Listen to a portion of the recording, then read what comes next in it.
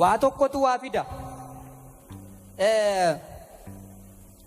Duumessi tiifuu fida. Tiifuun yandoo fida. Yandoo duubaanis cabbii. Natti maamee jarana aannammoo haadha yaaduudha kan marrachiisu jabbii.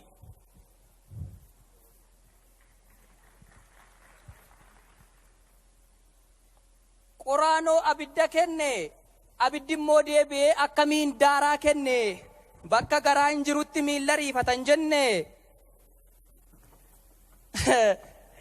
Ongee ittisuu danda'a ree mukti yoo hin qabne baala.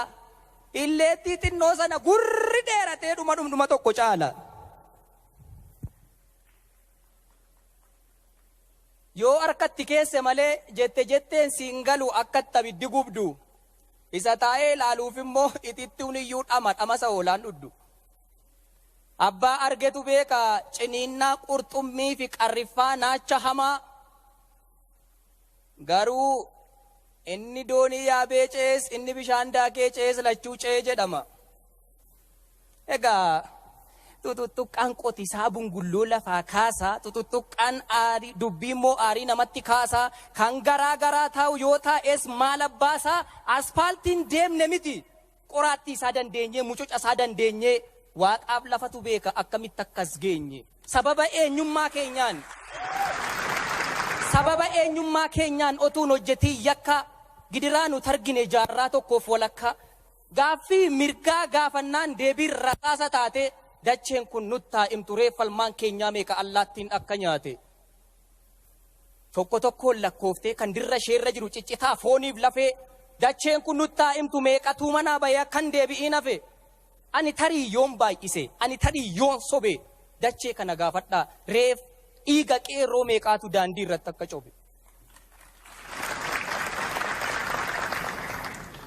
Cunqursaa abbaa irree hidhaaf du'a dandeenye. Nuun mijatee naan miti gatii kaffallee as geenye. Waanjoof kaayyoo gabrummaa hin ta'u jedhee didee gumaata Oromoon taasisetti Itoophiyaa guutuudhaaf boqonnaa aaraa fide.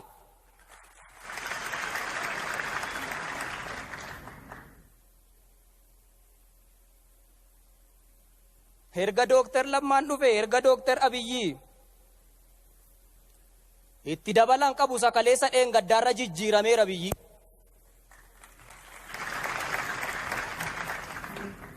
Itoophiyaan jaarraa tokko oliif Oromoo dhiibaa turte rakkina fidde malee gaafa kam rakkoo furte. Oromoon garuu waggaa tokkitti erga aangoorra taa'e seenaa biyyi kun hin qabne hojjetee lafa kaa'e.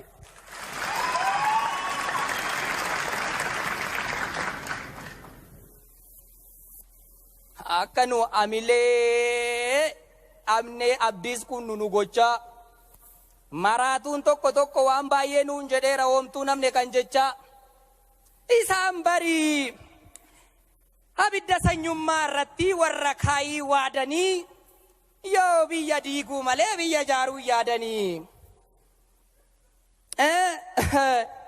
gaafa Oromoon mo'ee ameessuu nuuf hin dhaluu. Qaallittiif Qiliinxoo malee 4 kiiloo galuun sun tasa isaaniif hin malu.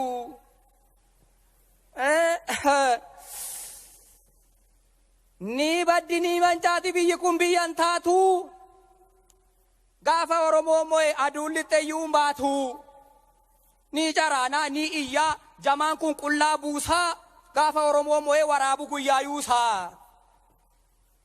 Otuma nuun jedhanii. Otuma mammaakanii katab jennee achas baane biyya manca'uu geesseef utubaa dhugaatan. Dukkanni itti naanna'ee obomboleettiin itti ursee buubbeen itti kaakkisee Itoophiyaa jiguudhaan mataan lafa gayeeru Oromoo tolkaachise. Gadaan keenya jaalala, gadaan keenya nagaadha. Hojjennee itti agarsiifne addunyaa nu ragaadha. Daandii haqaarra deemna nuyi bokkuuf siiqqee qabannee duruma durii isaayyuu aammachuuf tiksuu malee diiguuf jiksuu hin baranne. Waa'een dimokiraasii, waa'een mirgaaf dirqamaa miti uummata Oromoof seenaa waggaa 20 akka qaamaatti baannee akka gogaatti uffannee akaakayyuuf akkoodhaan dhalannee itti guddanne. Kanaafi qeerroon uummata wajjin irree tokkummaan ka'ee sabaaf sablammii hundaafuu gaachana dhugaa ta'e. Barreen gaddaa yoona kana bar Itoophiyaaf Eertiraan diinadha mataa walitti baatu. Baran ammoo firadha buddeena wajjin nyaatu. Barreen gaddaa yoona kana warri daangaarra jiru yoon du'ees lubbuu koo maari jedhee waaqa isaatiif sagada. Barana kun hin jiru effee sarri fe'atee asmaraatti nagada.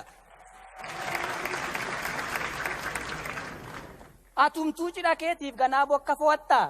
Finfinneetti wal fuudhi achi immoo ani muunii kennisi waatti godhatta. Xaxaa dubbii kaleessaa kan UN hin dadhabe kan jaarsummaan dadhabe ilma abbaa gadaa dhannaan tarree galuu jalqabe.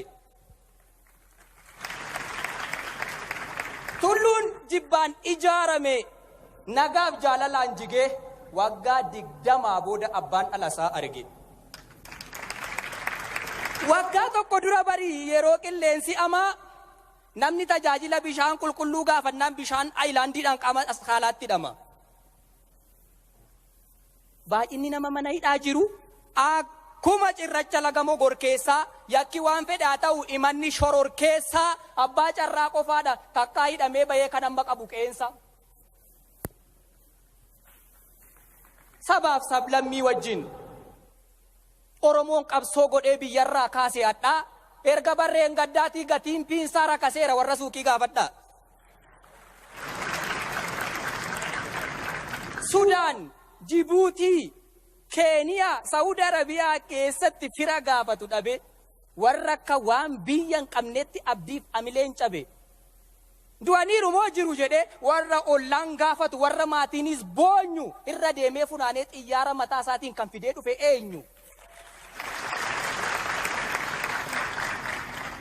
Waggaa tokko dura bari namni mootummaa mormu yookiin kan barreessaa xiinxalaa yookiin manadhaa jira yookiin immoo biyya la jiraadheen fayyaa galamoo du'ee reeffa koogalaa jedheenni yaaddoof dhiphuudhaan taa'ee bara eeggatu fayyaadhuma isaa dhufee ammas jira hundumtu. Erga dhaladheen agarre isa dura kan ture abbootiin natti maakaa mootummaan morkattoota maaddii tokkotti nyaatan biyyi kun argee beekaa. Kan tarsagu tarsaasee kan micciiru micciiree yoon dubbadhe baay'eedha waggaa tokko keessatti waan Oromoon jijjiire. Amma kanaafuu hundi guuteeraaree lakkiin guunne yaafiraa gaafiin deebiin argatiin kumaatamatu jira. Garuu abdii qabna boorimmoo kana caalaatti tol jenna. Kanaafuu isa arganne eeggachaa isa dhabneef hojjenna.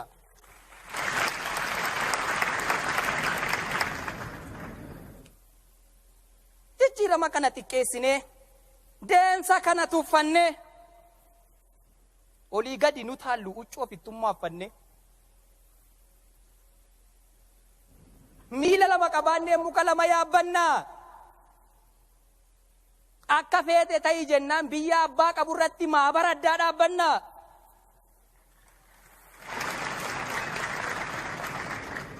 Adeemsa akkasii kun booddeen ishee balaa qabdi. Uummata reefuu ka'ee mataa ol qabachaa jiru jaraa hin awwaaliinaa abdii. Herrega hin milkoomneef of hin xaxiinaa mataa. Itoophiyaan isheen durii isheen tokko kabajjee tokko tuffattu suni hin deebitu lammataa.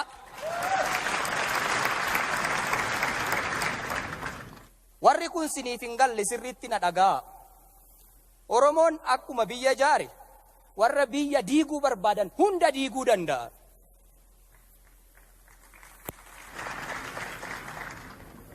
Gaaffiin komiin jiraannaani kabajumaan gaafadhaa akka deebu taasisaa. Oromoos ta'e hooggantoota isaa arrabaan dhoqqee dibuun garuu gatii nama baasisa. Itoophiyaa aadaa tokko, Itoophiyaa afaan tokko, Itoophiyaa amantii tokko moo sichi abjuudha abjuu qullaa waan qabnu wal kabanyee eenyummaa walii eegnee kabajaa wajjin bulla.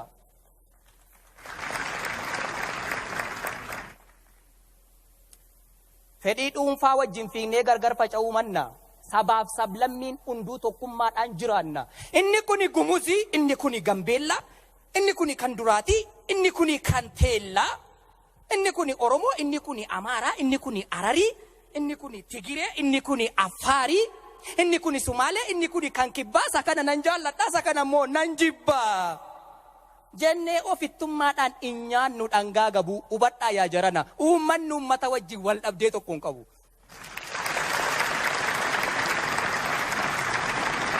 Biyya kana diiguudha, biyya kana mancaasuudha, filannoon sanaan alaa irra deebi'een jedha.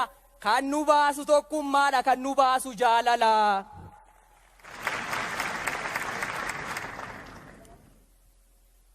Yaa hooggantoota Oromoo isinis jara keenya. Dhagaa wal dhageenya. Ilmaan itti wareegdee kaffaltee gatii jabdu. Oromiyaan sakaanii furmaata taatee ofii rakkachuun qabdu. Gooftaan keenya uummataa jettaniittu kaleessa gaaffii uummanni gaafatu kan Oromiyaa keessaa gadi taa'a dubbadhaa hojjedhaa nuuf sirreessa. Inni tokko moggaattafee dhugaa koon dhabe jedhee otuu dhagaan mukatti haasa'u jijjiiramni jalqabe kuni bakka yaadame hin ga'u. Hooggantoonni Oromoo kan ittiin laga ceetan argachuuf irree jabaa araara ammina hin qabneen tokko ta'aa jalqaba. Gaafa sana bareeda deemsi karaa mo'ichaa tokkummaan ilmaan keenyaa Itoophiyaafuu qoricha.